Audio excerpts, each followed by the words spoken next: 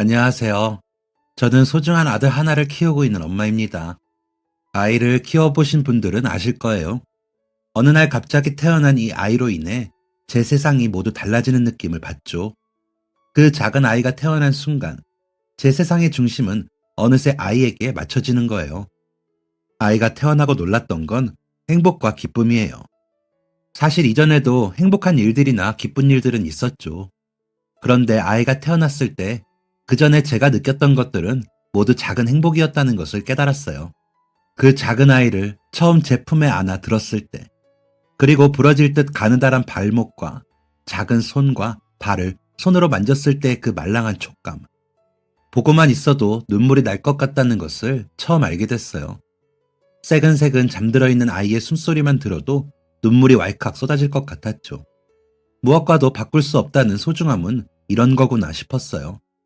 처음 젖을 물릴 때에 엄마 젖을 물어보려고 제품을 파고드는 고갯짓과 그 오물거리던 입모양, 기저귀를 갈아주려고 했을 때 제일 작은 기저귀도 너무 커서 벗겨질까봐 계속 지켜보던 날들. 특히나 저는 어렵게 가진 아이라 그런지 더 애틋한 것 같아요. 부모님들은 많이들 공감하실 거예요.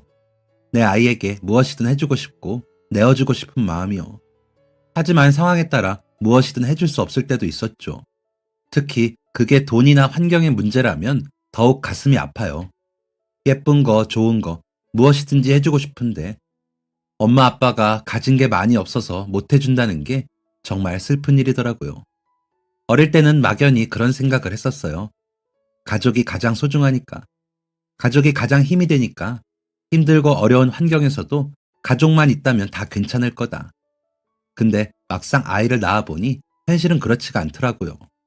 당장에 우리 아이 피부에 좋은 훌륭한 면 옷이라도 사주고 싶은데 그 조그마한 게 가격이 뭐가 그리 비싼지. 순면, 국내산, 통기성이 좋은 이런 단어들 몇 개가 더 들어가면 아기들 옷이 제가 입고 있는 옷의 몇 배는 가격이 비싸져요.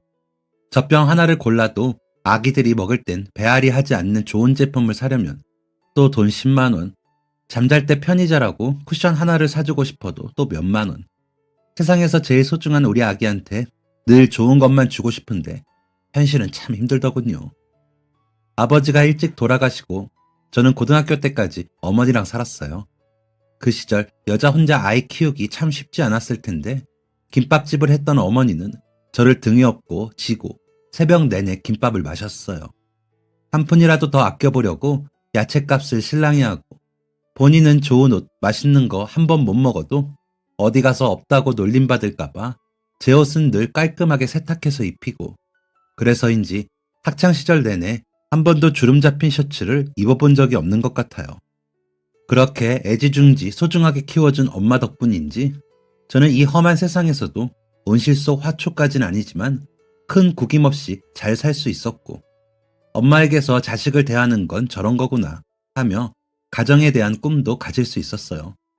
돌아가시기 전까지 힘든 티를 내지 않은 탓인지 저는 제 어릴 때를 비추어 그래, 돈이 좀 없어도 가족과 사랑으로 꾸려나갈 수 있어 하는 물러터진 생각을 했던 것 같아요. 어머니 덕분에 전문대 회계학과를 졸업하고 한 중소기업의 격리직으로 근무를 시작했어요. 마치 이만큼 해줬으면 엄마 없이 잘해 나갈 수 있지? 라고 하듯 엄마는 제가 대학을 졸업한 그 다음날 세상을 떠나셨어요. 그전부터 몸이 좋지 않아 반년 정도 병원에 입원해 계셨는데 엄마가 돌아가신 후 의사 선생님과 간호사님 이야기로는 그것도 오래 버틴 거라고 하시더라고요. 원래는 최대 2달이라고 하셨었는데 딸이 대학 졸업장 따는 건 보고 싶어서 버티신 것 같다고 하셨어요. 엄마가 그렇게 모든 것을 걸고 저를 키워준 만큼 나도 잘 살아야겠다 했어요. 늘 남들보다 부지런하게 성실하게 일했고 모르는 건 공부하고 부족한 부분은 회사에 일찍 출근하고 늦게까지 남아서라도 채워나가려고 했죠. 그 덕분에 회사에서도 능력을 인정받았어요. 큰 직책은 아닌 격리 직원이지만 그래도 회사에서는 믿고 맡기는 우수사원이라는 별명을 들으며 월급도 제가 사는 기준으로는 부족하지 않게 벌었죠. 엄마가 하던 김밥집은 오래 일하시던 이모님이 넘겨받으셨어요. 가끔 찾아가면 맛있는 밥도 해주시고 저희 엄마 기일도 꼬박꼬박 챙겨주시는 저에게는 가족 같은 분이시죠. 주말이면 저도 종종 일을 도와드렸는데 어느 날 갔더니 한 남자분이 일하고 있었어요. 경혜야, 인사해. 여기는 이번 주부터 새로 일하는 직원. 우리 아들이야. 너도 전에 몇 번 본 적이 있지? 요즘 배달 안 되냐고 물어보는 사람이 많아서 주변에 배달도 하고 홀에 서빙도 좀 도와줄 사람이 필요하더라고. 마침 아들 녀석 군대 전역하고 알바 필요하다고 하길래 일하기로 했어. 잘 됐네요. 안 그래도 이모 요즘 허리도 안 좋아서 서빙하는 거 늘 걱정이었는데 정말 다행이에요. 잘 됐다. 안녕? 우리 전에 몇 번 본 적 있지? 안녕. 오랜만이다. 고등학교 때 몇 번 봤었지? 이야, 대학 가면 다 예뻐진다더니 경혜 너도 엄청나게 예뻐졌네. 새로운 직원은 이모의 아들이었는데 제가 고등학교 때 몇 번 본 적이 있어요. 이모는 아들이 어릴 때 이혼했는데 그 후로 남편분이 아들을 맡아 키우고 있었어요. 남편은 부모님도 계시고 직장도 돈을 잘 버는 일이라 아이에게 그게 좋을 것 같아 양육권을 넘겼다고 하더라고요. 언젠가 아들이랑 같이 지내고 싶다며 열심히 일하면서 돈을 모으셨죠. 그러다 제가 고등학생쯤 저희 가게에서 일하게 되셨고요. 얼마 전 아버지가 재혼하게 되면서 마침 군대도 전역하고 이모네 집이 대학에서 더 가까워 최근 이사를 왔다고 하더라고요. 모든 로맨틱 영화의 시작이 그렇듯 저희 역시도 처음 재회 순간부터 코끝을 간지럽게 하는 몽글몽글한 감정이 피어올랐어요. 또래 친구라 말도 잘 통하고 아무래도 어릴 때도 가끔 봐서 익숙해서 그런지 서로 마음을 금방 열게 되더라고요. 이모의 아들인 병호는 근처에 있는 대학에서 경영학과를 전공하고 있었어요. 수업이 끝난 후에는 가게에서 이모를 도와 일을 하면서도 학과 성적도 좋아서 장학금을 받으며 학교에 다니더라고요. 성실하고 꾸준하고 늘 남을 먼저 생각하는 배려심이 정말 마음에 드는 사람이었죠. 대학을 졸업하고는 한 회사에 취직했어요. 대기업의 제조 라인이라 교대 근무를 해야 해서 힘들기는 했지만 회사에서 일을 하면서도 이모가 힘들까봐 종종 가게에 나와 일을 돕고는 했어요. 요즘 친구들이 말하는 썸이라고 해야 하나요? 그게 언제부터 시작했는지 모르겠지만 저희는 자연스럽게 연애하고 있었죠. 그리고 연애를 시작하고 나서부터 결혼은 저희 돈으로 하자며 같이 돈도 모으기 시작했어요. 그리고 직장에서의 일이 익숙해질 무렵 본격적으로 결혼 준비에 나섰죠. 예산은 조금 빠듯하긴 했지만 결혼 준비는 차질 없이 진행됐어요. 이모도 저희 결혼을 적극적으로 응원해 주셨거든요. 남편의 아버지 역시도 결혼에 적극적으로 찬성하셨어요. 저희는 가족과 지인들을 모아 소박하지만 행복한 결혼식을 올렸어요. 저희에게는 행복한 결혼 생활만 남을 줄 알았는데 한 가지 문제점이 있었어요. 바로 아이가 생기지 않은 거죠. 남편과 함께하는 삶은 행복했지만 제가 너무나 꿈꾸던 아이가 생기지 않는 것은 걱정이었어요. 처음 1, 2년 차에는 그럴 수 있다고 생각했어요.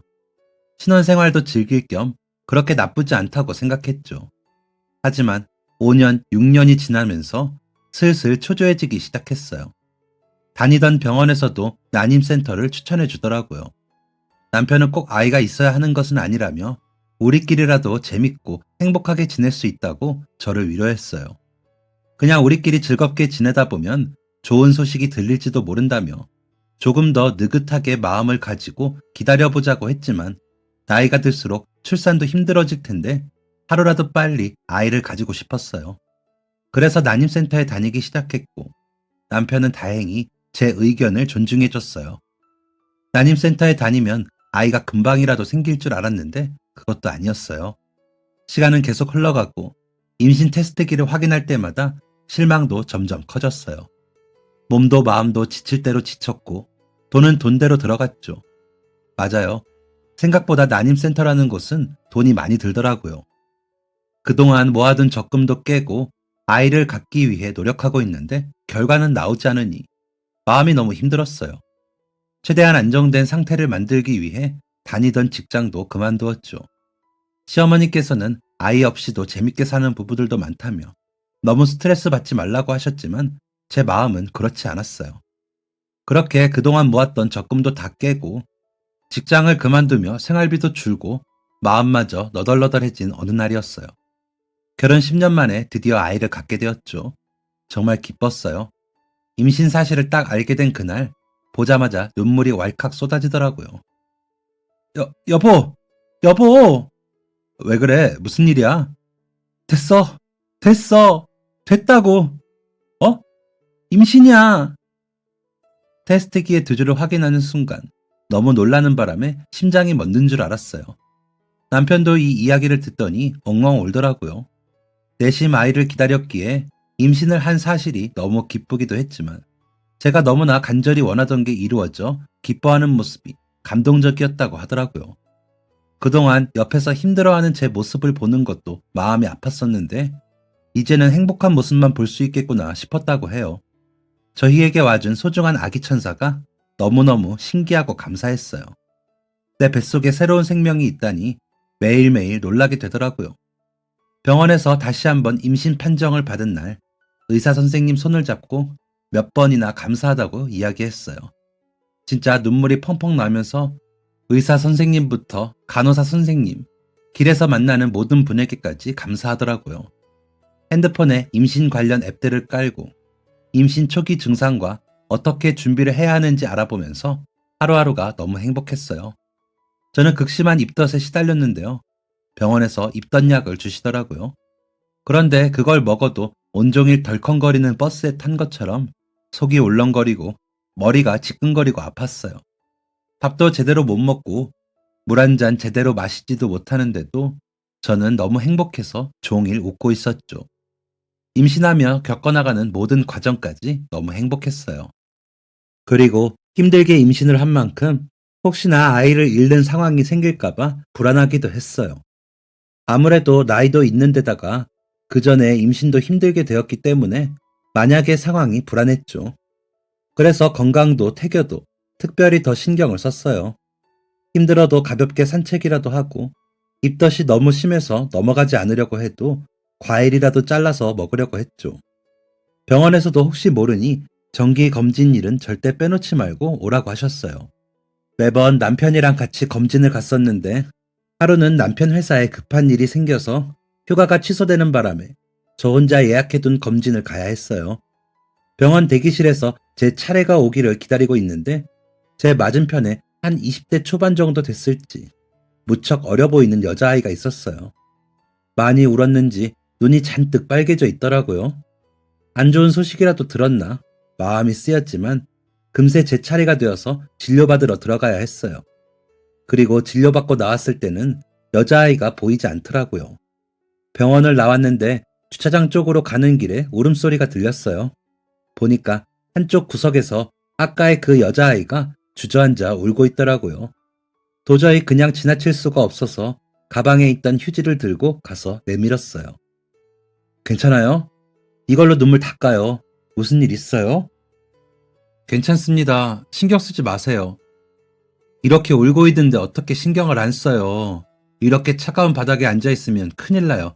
이거 휴지라도 깔고 앉아요. 여자아이는 제가 건네주는 휴지를 손에 쥐고는 계속 울더라고요. 저는 말없이 여자아이의 등을 손으로 문질러주며 울음이 좀 잦아들기를 기다렸어요. 잠시 뒤 마음이 좀 진정되었는지 울음이 잦아들더라고요. 감사합니다. 감사는요. 혹시 무슨 일 있는 거예요? 여자아이는 고개를 들어서 저를 한번 쳐다보더니 다시 물어봤어요. 아이 가진 거 후회하지 않으세요? 글쎄요. 누군가는 후회할 수도 있겠죠. 그런데 저는 아이가 생겼다는 걸 안 순간부터 지금까지 단 한 번도 후회해 본 적이 없어요. 제가 이 아이를 가지는데 무려 10년이라는 시간이 걸렸거든요. 10년 동안 저는 아이가 생기기를 간절히 기도했어요. 하지만 저에게 엄마가 될 준비가 더 필요하다고 생각했는지 쉽게 아이가 찾아오지 않더라고요. 그리고 마침내 임신했다는 것을 알게 된 순간 얼마나 기뻤는지 이루 다 말할 수가 없어요. 그리고 지독한 입덧에 시달리면서 참 많이 힘들었지만 그래도 단 한순간도 후회해 본 적이 없어요. 이 작은 생명이 꼬마 천사가 저를 선택해 준 거니까요. 그러니까 힘든 순간들에서도 힘을 내게 돼요. 이 작은 생명은 오직 저만 의지하고 있으니까요. 제가 힘내지 않으면, 제가 살아가지 않으면 안 되잖아요. 내가 먹어야 이 아이도 먹고, 내가 좋은 거, 예쁜 것만 보고 행복해야 이 아이도 행복하니까요. 주책맞게 말이 길어졌네요. 나이가 드니까 그러더라고요. 괜히 낯선 사람한테 말도 잘 시키고 말도 많이 하게 되네요. 아이가, 아이가 행복하지 않으면 그러면 어떡하죠? 아이는 행복하지 않을 거예요, 지금. 네? 엄마가 행복하지 않잖아요. 아이는 지금 뱃속에서 오직 엄마한테만 의지하고 있어요. 엄마가 먹는 거, 보는 거, 느끼는 거, 모든 것을 같이 하고 있죠. 엄마가 먼저 행복해야 돼요. 엄마가 행복해진다면 아이는 저절로 행복할 거예요. 그러니까 무슨 사연인지는 잘 모르겠지만 엄마부터 힘내요. 엄마부터 행복해요. 그러면 아이는 자연스럽게 행복해져요. 감사합니다. 감사합니다. 여자아이는 울면서 제게 감사하다고 연신 고개를 숙여 인사하더니 빠른 걸음으로 사라졌어요. 무슨 사연인지는 잘 모르지만 한동안 마음이 무거웠어요. 하지만 그 애를 걱정하는 마음은 점점 흐려졌고 하루하루 출산일이 다가오면서 대신 설렘이 커졌어요. 우리 아이는 어떤 아이일까? 어떻게 생겼을까? 매일 궁금했죠. 그리고 드디어 다가온 출산일. 자연 출산이 어려워 제왕절개를 하기로 했어요. 남편은 휴가를 내고 병원에서 자리를 지켰죠. 아들입니다. 순식간에 수술이 끝나고 아들이 세상에 태어났어요. 그런데 아이를 만날 기쁨을 느끼기도 전에 의료진들의 목소리와 손길이 바빠지기 시작했죠. 알고 보니 아이가 태어나면서 가슴 한쪽에 작은 구멍이 있다고 하더라고요. 숨소리에서 바람이 빠지는 듯한 소리가 들리는데 자세히 알아봐야 한다고 하셨어요. 다행히 구멍이 아직은 작은 것 같아서 조금 더 지켜보자고 하시더라고요. 마음이 불안하기는 했지만 새근새근 잠들어 있는 아이의 얼굴을 보니 그런 걱정은 나중에 하자 싶더라고요. 남편 외에는 방문이 자제되는 상황이라 시어머니께는 사진만 보내드렸는데 어머니께서 사진을 보고 한참을 울었다고 하시더라고요. 네가 그렇게나 간절하게 바라면서 이 세상에 데려온 보람이 있구나. 정말 예쁘고 사랑스러워. 어머니께서는 손자를 처음 본 그 순간 사랑에 빠졌다고 해요. 너무 작고 예쁘고 아들과 며느리를 쏙 빼닮았었다고요. 병원과 조리원에서 회복을 마치고 집으로 퇴원했어요. 아직 몸이 완전히 회복된 것은 아니라서 움직이는 게 쉽진 않더라고요. 그 와중에 아이는 두세 시간에 한 번씩 울고 정말 하루가 어떻게 지나가는지도 모를 만큼 정신이 없었어요. 근데 이게 참 웃긴 게 사랑하면 뭐든지 예뻐 보인다고 하잖아요. 정말 그래서인지 아이가 우는 모습도 예쁘더라고요. 아이의 심장 소리 때문에 병원에 정기검진 받고 있었는데 6개월 정도 지켜봤지만 구멍이 이전보다 더 커졌다고 하더라고요. 자연스럽게 다치기를 기다렸는데 그러지 않아서 결국 구멍을 닫아주는 수술을 하기로 했어요. 이 작은 아이가 수술을 견딜 수 있을지 걱정부터 되고 당장 급하게 들어갈 수술비와 입원비 때문에도 막막해졌어요. 그렇다고 아이 수술을 안 할 수도 없으니 가지고 있던 저희 부부 보험도 해약했고 가지고 있던 돈을 박박 모아 유명한 대학병원에 수술받기 위해 대기했어요. 수술을 준비하면서 이게 다 제 탓인 것 같아서 마음이 아프더라고요. 다행히 수술은 무사히 끝났고 아이가 회복하는 동안 저는 곁을 지켰어요. 제발, 제발 무사히 행복하기를. 예전에 어른들이 자식들에게 건강하게만 자라라 라고 했던 게 어떤 마음인지 이제야 알겠더라고요. 정말 다른 건 다 필요 없고 튼튼하게 건강하기만 했으면 좋겠다 싶었거든요. 한 달간 입원하면서 회복을 기다린 결과 무사히 퇴원할 수 있었어요. 앞으로도 정기적으로 검진을 받아야 하겠지만 수술은 잘 끝났다고 하더라고요. 퇴원을 하고 집으로 돌아오자 남편과 시어머님이 미역국을 잔뜩 끓여두고 기다리고 있었어요. 수술을 마치고 아이도 저도 다시 태어난 것처럼 건강하라는 의미에서요. 갑작스러운 큰 수술로 인해서 가뜩이나 외벌이로 힘들었던 저희 형편은 더욱 빠듯하고 힘들어졌어요. 그래도 아이가 건강해진 것으로 위안으로 삼았죠. 그 뒤 확인되었던 몇 차례의 검진들에서 가슴에 구멍이 잘 막혔다는 것을 확인했고 저희 아이는 점점 자라서 어느새 첫 번째 생일을 앞두고 있었어요. 아이의 몸은 안정적으로 돌아왔지만 그래도 여전히 주의가 필요했기 때문에 시기적으로도 금전적으로도 돌잔치는 따로 하지 않는 게 좋겠다고 판단했어요. 사실 원래는 하나뿐인 아들의 돌잔치라 멋지게 차려주고 싶은 마음에 주변에 알아봤었어요. 보니까 한복도 예쁘게 입고 멋진 한옥에서 돌잔치를 하는 친구들도 있고 식당이나 카페를 빌려서 하는 사람들도 있더라고요. 하지만 알아보는 곳들마다 가격이 너무 부담스러웠어요. 장소 대관 비용부터 음식 비용도 장난 아니고 아이들이 입을 작은 옷인데 한복은 또 왜 그렇게 비싼지. 주변에 부를 사람이 많지 않은데 기본 수용 인원이 있는 것도 너무 부담스럽더라고요. 그래서 이것저것 따져보고 알아본 끝에 남편과 시어머니와 이야기해서 돌잔치는 따로 하지 않기로 했어요. 지금 괜히 무리해서 기억에도 안 남을 돌잔치 하는 것보다 한 푼이라도 아껴서 나중에 애를 위해서 쓰는 게 낫지. 어머니께서는 아이의 돌에 맞춰서 가게도 하루 쉬시면서 자리를 마련해 주겠다고 하셨어요. 그래도 돌잔치인데 떡은 좀 해야 하지 않을까 싶어서 동네 떡집을 돌아다녔어요. 여러 곳을 알아볼 수밖에 없던 건 우리 가족들끼리만 간단하게 먹을 거라서 소량만 주문할 생각인데 다들 돌이라고 하니 수량을 너무 많이 제한하시더라고요. 그래서 동네 떡집을 돌아다니고 있는데 우는 아이를 달래면서 안절부절 못하는 한 어머니를 발견했어요. 얼마나 오래 썼는지 군데군데 누렇게 색이 변하고 표면에 보풀이 일어난 다낡은 아기띠를 메고 있더라고요.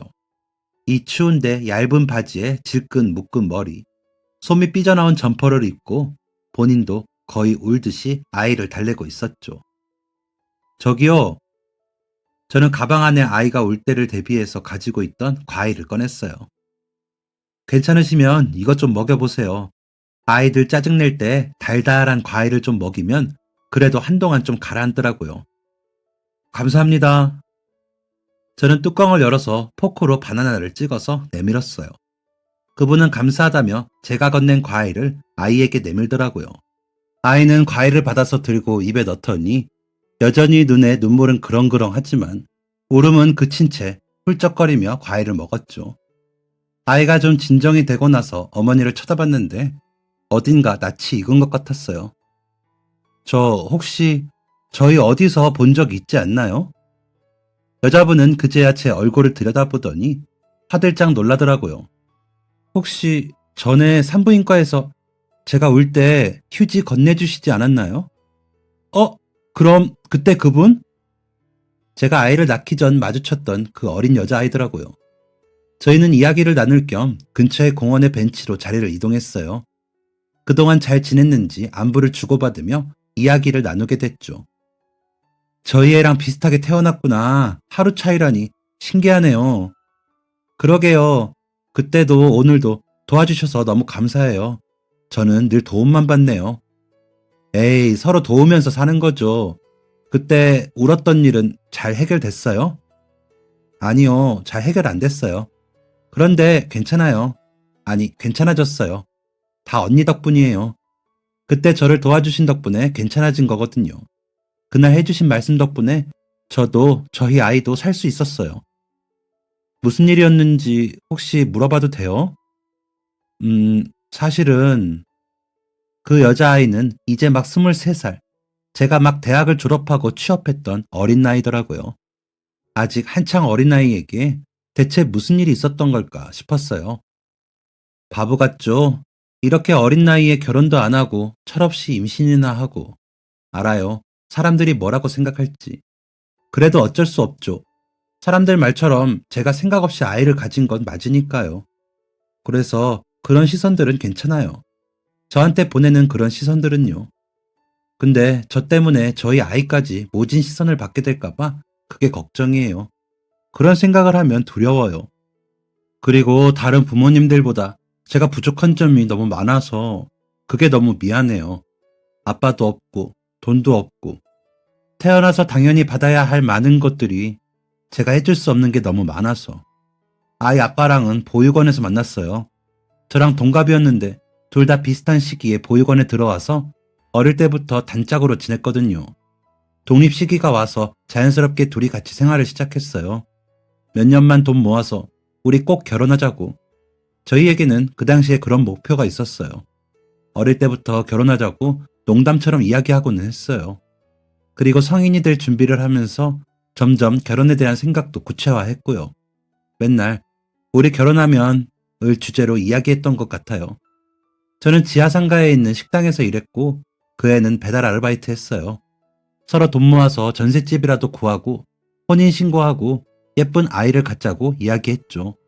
잘 진행되는 것 같았어요. 처음에는요. 둘 다 열심히 일하고 돈도 차곡차곡 모았어요. 저희가 늘 이야기했던 꿈에 다가가는 것 같았어요. 그렇게 열심히 일해서 드디어 반지하긴 하지만 전셋집으로 옮겼어요. 저랑 그 애는 둘 다 가족이라고는 없는 혈혈단신에 부모님의 사랑이 뭔지도 모르고 살았어요. 그래서 가정을 꾸리는 것에 대한 아이에 대한 꿈이 컸어요. 우리는 아이를 낳아서 우리 부모님들이 했던 것과는 다르게 정말 많이 사랑해주자. 행복한 아이로 키우자. 다짐하듯이 그렇게 이야기했었어요. 이제 이사도 했겠다. 원래 계획했던 대로 혼인신고도 하고 저희끼리지만 작은 결혼식이라도 진행하자고 했었어요. 그런데 인생이 계획대로만 되진 않더라고요. 갑작스럽게 임신하게 된 거예요. 근데 괜찮다 싶었어요. 결혼도 아이도 저희가 나이는 어리지만 오래전부터 이야기하고 계획했던 것들이니까. 그 순서가 조금 달라지기는 했지만 괜찮을 거야. 우리가 계속 꿈꿨던 거니까. 그런데 그의 생각은 달랐나 봐요. 제가 임신했다고 이야기하자마자 정말이냐고 몇 번을 물어보더라고요. 그리고 병원에 가서 검사를 받고는 임신이라는 사실을 알게 되더니 며칠 뒤에 집을 나갔어요. 무서웠나 봐요. 막상 아이가 생겼다고 하니까. 그렇게 집에서 나가서는 핸드폰 번호도 바꿔버리고 그 뒤로 지금까지 한 번도 연락이 없었어요. 사실 나쁜 생각도 했어요. 지금이라도 아이를 지울까? 혼자서 키워나갈 자신도 없는데 지금이라도 지울까? 괜히 태어나서 더 고생시키는 것보다 그게 낫지 않을까? 아니면 그냥 아이도 나도 함께 이 세상에서 사라질까? 몇 번이나 후회하고 원망하고 그날도 산부인과 검진을 받고 나오는데 눈물만 나오더라고요. 임신한 사실을 되돌릴 수도 그렇다고 아이를 지울 용기도 없었어요. 혼자 너무 무섭기만 했는데 그때 언니 이야기가 진짜 힘이 됐어요. 특히 엄마가 준비되기를 기다렸다가 아이가 찾아온 것 같다고 이야기했을 때 생각했어요.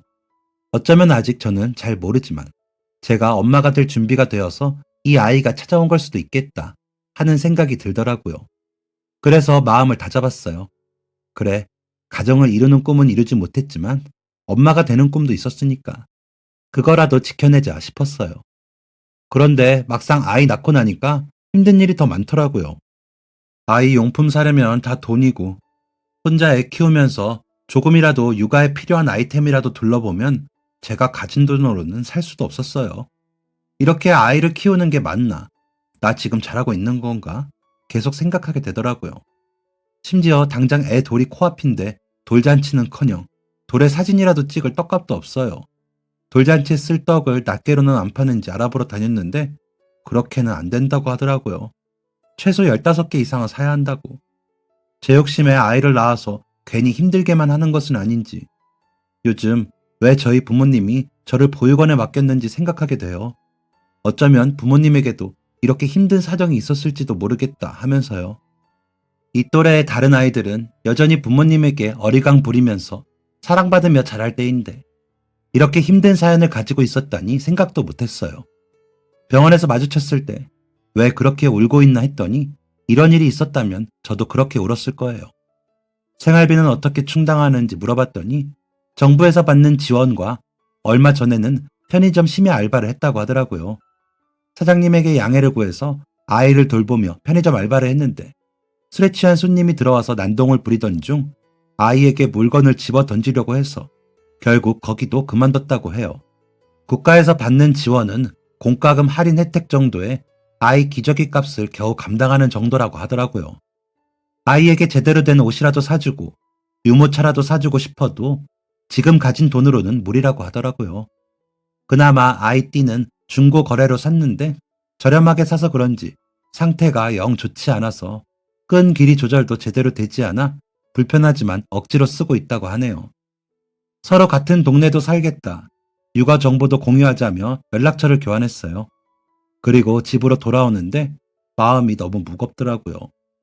계속 그 아이의 낡은 아기띠와 그 어린아이가 혼자 발을 동동 구르며 우는 아기를 달래는 모습이 아른거렸어요. 어떻게 하면 조금이라도 도움이 될 수 있을까 고민하다가 남편에게 이야기했어요. 처음 산부인과에서 그 아이를 만났던 일부터 이야기를 했죠. 그리고 최근에 떡집을 찾아다니다가 다시 만났는데 얼마나 안타까운 상황이었는지도요. 저희 두 사람 모두 곰곰이 생각에 잠겼어요. 그러다 한 가지 생각을 했죠. 혹시 이번에 우리 아이 돌잔치 할 때 그 친구도 초대하면 어떨까? 어차피 우리도 세 사람 먹기에는 떡양도 충분하고 뭐 거창한 거 하는 것도 아니고 식당에서 모여서 밥 먹는 거니까 숟가락 하나만 더 넣으면 되잖아. 어머니께 말씀드려서 그렇게 하면 어떨까? 다행히 남편은 흔쾌히 승낙했어요. 우리도 돈 때문에 아이 키우면서 마음 졸였던 적도 많고 우리 아이가 너무나 소중하기 때문에 아이에게 무엇이든 해주고 싶은데 못할 때의 부모 마음이 얼마나 찢어지는지 잘 이해한다면서요. 우리도 넉넉한 형편은 아니지만 조금이라도 도움을 줄 수 있는 상황이라면 먼저 손을 내미는 게 맞지 않겠냐고 하더라고요. 다행히 남편의 생각이 저와 같은 덕분에 저는 어머니께 연락을 드렸어요. 그 아이 사정을 이야기하고 혹시 식사하는 날 그 아이를 초대해도 괜찮은지 여쭤보았죠. 손주의 첫 돌잔치라서 외부인이 오는 게 좋지 않을 수도 있겠다 하는 걱정으로 마음 졸이면서 여쭤보았는데 다행히 어머니께서도 그런 상황에서는 서로 도와야 한다며 흔쾌히 승낙을 해주셔서 너무 감사했어요. 그래서 저는 바로 그 아이에게 연락했어요. 다음 주에 돌잔치 겸 제 가족끼리 식당에서 밥을 먹을 건데 같이 참여하면 어떤지 물어보았죠. 그 아이는 처음엔 미안한 내색을 비추며 괜히 가족들끼리 모이는 자리에 자신이 끼어서 방해되지는 않을까 걱정했어요. 오히려 부를 사람 없어서 돌잔치 안 하는 건데 누구라도 와주면 너무 고맙지. 떡은 그날 받아와서 먹어야 맛있는데 같이 나누어 먹을 사람 있어서 남지 않으면 더 좋고. 그 아이는 감사하다고 거듭 인사를 했어요. 그리고 그 아이가 힘들게 지냈던 일들을 생각해 보니 다른 혼자 아이를 키우는 분들은 모두 비슷한 상황이지 않을까 하는 생각이 들었어요. 그런 생각을 하니 내가 돌잔치를 하려고 알아보고 아이에게 더 좋은 무언가를 사주지 못해 했던 고민은 사치였구나 싶더라고요. 제 나름대로는 빠듯한 살림살이에 아이에게 너무 해주는 것 없이 부족하게 키우는 것 같아 마음이 아팠었는데 생각해보니 누군가에게는 아이가 당장 내일 갈아입을 기저귀가 있는지 먹을 분유는 남았는지 얼음장 같은 집에서 감기에 걸리고 있지는 않은지 정말 생사의 여부가 달린 문제들이 있겠구나 싶었어요. 그런 생각을 하니 그동안 다른 유명인들이 쓰는 제품들을 보면서 부러워만 하던 제가 조금 창피해지더라고요. 이런저런 생각을 하다가 우연히 주민센터에서 한부모 가정에 대한 지원 내용을 보게 됐어요. 그걸 보고 큰 건 아니지만 조금 뜻깊은 일을 해보면 어떨까 싶더라고요. 집에 가서 남편에게 제 계획에 관해 이야기했어요. 다행히 남편도 반대하지 않고 제 의견에 적극 찬성해 주었죠. 그리고 다음날 저는 통장에서 돈을 인출해서 주민센터로 갔어요. 그 돈은 처음 저희 아이 돌잔치를 해줄까 싶어서 알아봤던 예산이었죠. 기부라고 하기에는 턱없이 부족한 금액이었지만 이게 누군가에게는 작은 도움이라도 될 수 있지 않을까 하는 마음이었어요. 저 혹시 이 돈을 한부모 가정에 지원할 수 있을까요? 물론이죠. 이렇게 도움의 손길을 내밀어 주시다니 너무 감사하네요. 에휴, 아니에요. 사실 정말 얼마 안 되는 금액이라. 아이고, 금액이 중요한 게 아니에요. 얼마가 됐든 아이들과 부모님을 생각해 주시는 그 마음이, 관심이 중요한 거죠. 아이의 돌잔치에 쓰려던 돈을 기부하고 오는 길, 가슴 안에서는 오히려 후련함이 느껴졌어요. 마음에 얹어져 있던 무거웠던 추를 내려놓은 기분이었죠. 뿌듯하거나 자랑스럽다기보다 오래 묵은 체증이 내려가는 그런 기분이었죠. 왜 전에는 이런 생각을 하지 못했을까? 내 앞의 일, 내 일만 생각하며 거기에 갇혀 지냈을까 싶기도 했어요. 그리고 드디어 약속한 돌잔치 날이 되었어요. 아이 엄마는 빈손으로 오기 미안했는지 반찬통을 몇 개 들고 왔더라고요. 아이 참, 그냥 아이랑 와서 밥 먹고 가라니까 뭘 또 들고 왔어. 그래도 이렇게 식사까지 주시는데 어떻게 그냥 맨손으로 와요. 무랑 버섯이 싸게 팔길래 무조림이랑 버섯볶음 좀 했어요. 나름으로 열심히 한다고 했는데 맛이 있을지 모르겠네요.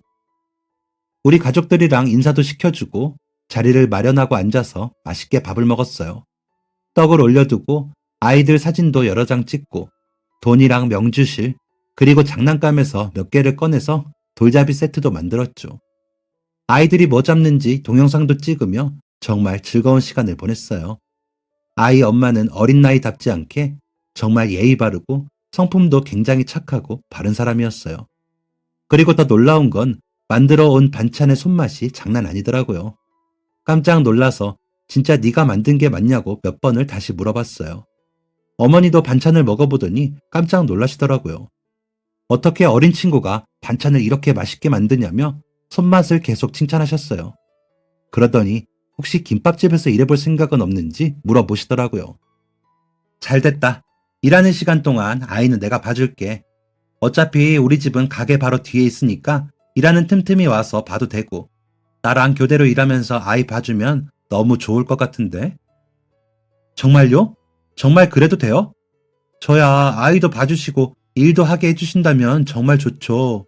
아이가 아직 어려서 어디 맡길 곳도 없고 일하는 동안 아이 봐주실 분을 구할 수도 없고 아이 데리고 일할 수 있는 곳은 더더욱 없어서 일 구하기가 정말 하늘의 별 따기였거든요. 저희는 그렇게 병원에서 휴지를 건네준 사이로 시작해서 동네 언니, 동생에서 이제는 같이 일하는 사이까지 됐어요. 인연이 참 신기한데 또 감사한 게 이 친구가 손맛도 정말 뛰어나고 일하는 센스도 좋더라고요. 손재주가 좋아서 요리뿐만 아니라 포장도 야무지게 잘하고 손님들한테도 엄청 싹싹해서 오시는 분들마다 어디서 이렇게 좋은 직원을 구했냐며 칭찬이 자자해요. 또 제가 가게에서 일하고 남편이 근무 때문에 아이를 볼 수 없을 때는 저희 아이도 봐주는데요. 육아를 해본 아이 엄마가 애를 봐주니까 더 안심이 되더라고요. 그렇게 서로서로 일할 때는 애도 봐주고 아이들도 2명이 되니까 자기들끼리 얼굴만 봐도 까르르 웃으면서 더 즐거워하는 것 같아요. 뭔가 가족들이 늘어나서 북적거리니까 저도 일상이 더 재밌어졌고요. 덕분에 우리 가족들은 이전보다 더 많이 웃고 재밌게 지내고 있는데요. 여기서 그치지 않고 넉넉한 형편은 아니지만 특별한 날이 있을 때마다 의미 없는 소비를 하기보다는 지역 주민센터의 한부모 가정에 꾸준히 기부하고 있어요. 저희 아이 생일날을 비롯해서 특히 사람들의 손길이 그리워지는 명절 전에 많은 금액은 아니지만 기부하고 있는데요. 제가 기부한 돈이 혼자서 힘들게 아이를 키우고 있는 분들에게 유용하게 쓰였다는 이야기를 들으면 정말 기분이 좋더라고요. 그리고 저희 시어머니께서도 이혼하고 혼자 아이에게 필요한 돈을 모으느라 돈을 버는 동안 참 힘들었다며 그래서 완전히는 아니지만 힘든 형편에 혼자서 아이를 키우는 사람들이 얼마나 힘들지 조금은 이해할 수 있을 것 같다고 하셨어요. 그래서 제가 기부하는데 보태고 싶으시다며 조금씩 돈을 주시더라고요. 비록 지금은 적은 금액으로 그분들을 돕기 위해 노력하고 있지만 이제 아이 건강도 괜찮아지고 저도 다시 어머니를 도와 식당 일을 열심히 하고 있으니 언젠가는 더 두둑한 돈 봉투를 가지고 더 큰 도움을 줄 수 있기를 꿈꿔봐요. 지금도 힘든 상황에서 아이를 키우고 있는 많은 분이 주변을 돌아보면 있을 거예요. 모든 사람을 도와줄 수는 없겠지만 그래도 힘찬 응원은 공짜이니까 주변에 육아에 힘들고 지친 사람들을 본다면 힘내라고 응원이라도 크게 해주는 것은 어떨까요? 아이를 키우는 모든 부모님에게 다시 한번 존경하는 박수를 보내고 싶어요. 그리고 아이를 직접 낳아 길러보니 이제야 이게 얼마나 힘든 일인지 하나씩 알아가게 되면서 이렇게 힘들게 저를 키워준 돌아가신 저희 어머니에게도 오랜만에 사랑한다고 전하고 싶네요. 엄마, 나는 많은 사람이 주변에서 도와줘도 이렇게 아이 키우는 게 힘든데 엄마는 혼자서 날 키우느라 얼마나 힘들었을까 싶어. 하늘에서는 아프지 않고 잘 지내고 있지. 잘 키워줘서 정말 고맙고 나도 엄마 본받아서 좋은 엄마가 되도록 할게. 고맙고 사랑해. 지금까지 사연 들어주셔서 감사합니다. 사연이 재밌으셨다면 구독과 좋아요를 눌러주세요. 감사합니다. 안녕히 계세요.